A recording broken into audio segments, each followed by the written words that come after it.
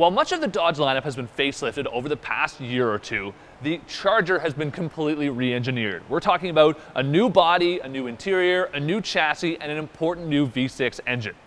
It's not the V6 we're here to test today though, but the 5.7-liter V8 powered RT model.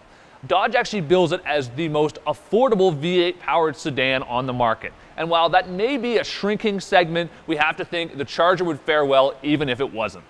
Starting with design, there's a great aggressive front end on it with an even bolder grille. It's also got some nice sculpted sides to the car with that design mimicked on the hood as well. And to top it all off, it's got a great sort of retro styled rear end, a big improvement over the previous generation model. And perhaps most importantly, unlike a lot of its competition, it doesn't look like an old man's car.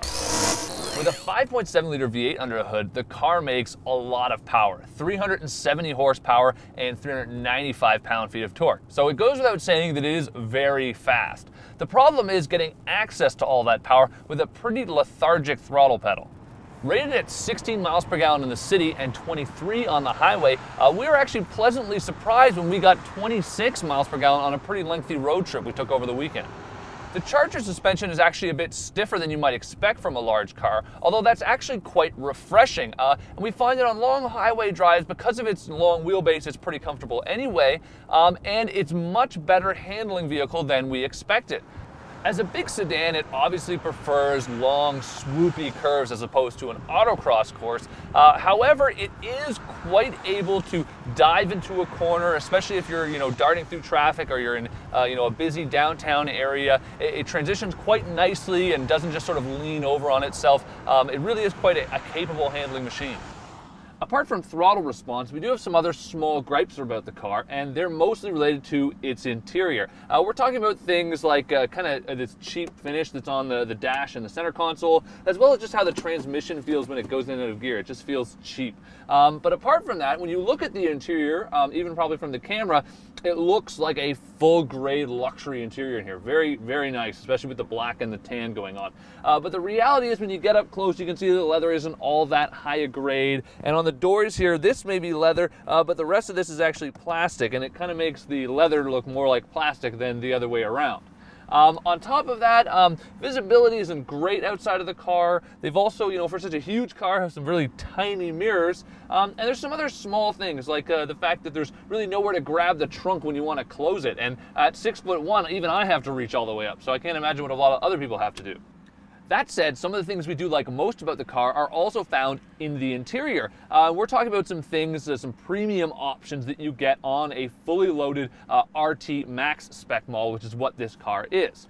Now that includes items like adaptive cruise control. We've also got blind spot assist on the side of the car.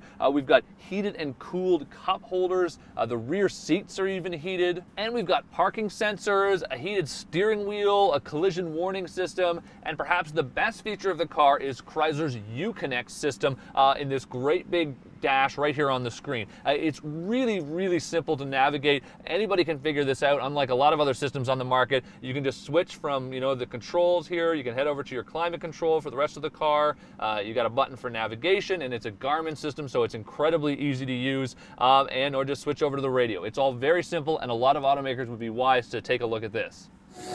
With few rear-wheel drive rivals, we could say the Charger easily outshines front drivers like the Toyota Avalon or the Buick LaCrosse. And it's actually a pretty superior vehicle to even the Ford Taurus.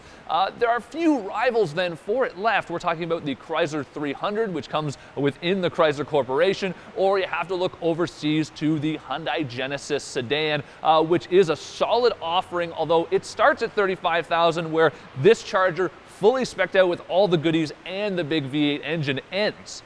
If you're in the market for a full-size sedan, particularly a rear-wheel drive one, there's really only one good reason not to buy the Dodge Charger RT, and that's because Dodge also offers a very impressive V6 option. It makes almost 300 horsepower, and considering how hard it is to access the 370 horsepower in the RT model with that soft throttle, we really find that it's not that much of a trade-off.